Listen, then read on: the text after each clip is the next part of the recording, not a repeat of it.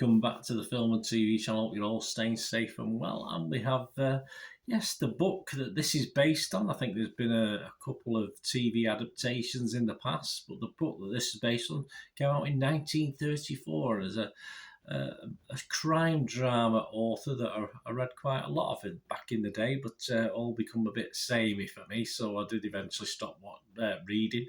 But we're going to have a look at a series. It's a mini-series that was on Britbox back in April 2022, as I'm recording this, 12 months ago, but it's now available on ITV and Itvx. It's just been showing over 3 nights on ITV as I'm recording this, and it's now on Itvx as well. So as I don't have Britbox, I've not had a chance to watch this one, but I finally have, and it's an Agatha Christie, based on Agatha Christie novel. It's called Why Didn't They Ask Evans? Why didn't they? We'll find out. Anyway, please, if you're new to the channel, push that subscribe button, push the bell notifications. It's great to have you on board. Everything film and TV, reviews, information, vlogs, the odd quiz thrown in from time to time as well. And if you are pushing buttons, and give us that little like button a push, be grateful. Just trying to get a minimum of 10 likes. It's not a massive target. You can get me to 10 likes, guys. Just press that button. Be very grateful. Simple as that. You make an old film and TV watcher very, very happy. Right, yes. Why didn't they ask Evans? Yes, well, it is set in Wales, so they did point out in the programme that it's not that easy. Not that easy finding someone. It's quite a common name in Wales. Yes, 3 episodes, about 3 hours, just under 3 hours. And these scores and comments I'm going to give you today, there's not a big multitude of them. Other people's opinions. I will give you my opinion as well at the end for what it's worth, although I am in the minority, I'll tell you that now. All these scores are at 13th of April 2023, 2 p.m. UK time. Rotten Tomatoes audience, not bad. Not a bag full of reviews, but scores 77%, so that's okay. Rotten Tomatoes. Internet Movie Database, a lot of reviews on there, 5,600 approximately, and it's averaging a healthy 7.1 out of 10, and I can't see that changing too much over the foreseeable future. What's it about? Well, I think the clue's in the title, is it? A dying man's enigmatic last words, we know what they are send Vicar's son Bobby Jones and his socialite friend Lady Frankie Derwent on a crime-solving adventure. There you go. Simple as.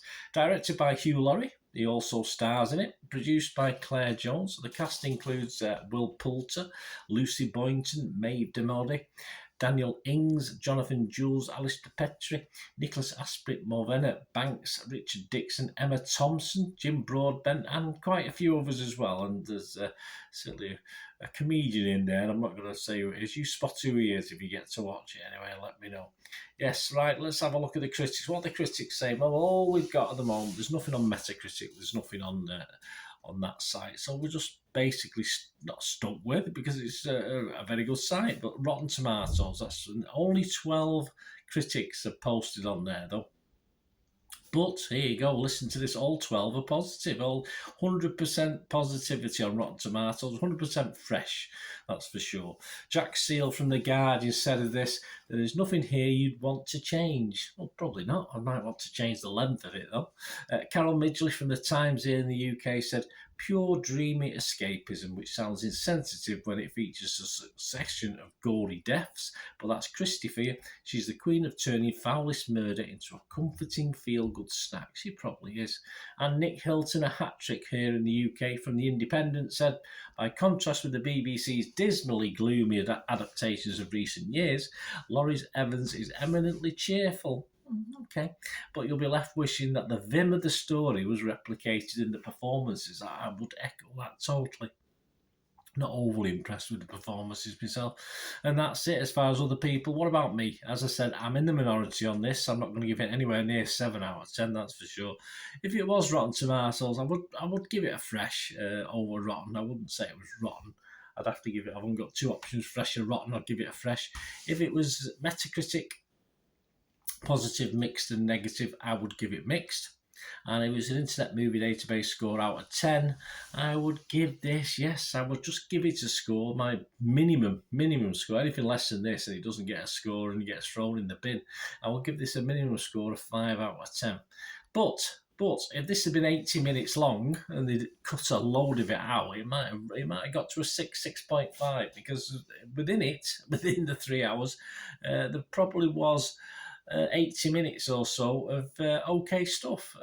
Some good old-fashioned Agatha Christie murder mystery things for those who like their crime dramas at, let's say, a more sedate pace. There's no fast action heroes in this one, that's for sure. But 3 hours was just far too long. The first episode was dreadful. The first episode, I did Don Robinson that we talk about on DVD Fever. I think he gave up. I think he gave up watching it after the first episode. He didn't even bother with the next two. I don't blame him. It was very slow paced. As you get to know the characters, I actually started to watch it, dozed off, and had to go and watch it again just to get through it. And with it only being 3 episodes, I went through it. As I said, within it, this probably is 80 minutes, a decent little episode. I think this had connections with Miss Marple, the original, as well. It's been adapted, but I think Miss Marple was in the original book. I'm not too sure if I'm correct on that, but I have seen a name mentioned, so that is a possibility. The thing is, it's just the pacing. The pacing is awful. It's so. I mean, at times it almost comes to a dead stop. There's an interesting mix of acting talent, which I've mentioned there. Some good actors, some good traditional UK, Irish actors, if you like. US actors, of course. Lucy Boynton, who was the co-lead, if you like, in this, is classed as American British, isn't she? She's obviously different parentage. But in all fairness, the only thing that kept me interested in the whole thing was Lucy Boynton and her character in this. She's the only one that sort of, someone mentioned fun before and humour, and she's the only one that sort of worked for me in this. A fellow lead, poor old, and he's a lovely lad, don't get me wrong, he's a wonderful, lovely lad, Will Poulter. He's just so one-dimensional as a character. All right, he's a vicar's son, so perhaps he's playing the part, but he just comes over really very, very boring. It's only the fact of Lucy Boynton keeping this going for me. I probably would have turned it off as well after episode 1, like Don Robinson did, but that's his character. No offence, Will, but you're lovely. But you sort of, his character and Will in this had the personality of an unflavoured Dorito. It was just so bland and uninspiring. It did sort of bring it down a little bit. As I say, thankfully Lucy Boynton was there, and a few other little, not cameos, but little other actors we're familiar with helped it along, but not great. The story did burst into some sort of life from time to time, mainly from the second episode. As I said, the first episode, you could virtually wipe it all out, apart from probably take a 10-minute segment to set up the whole story.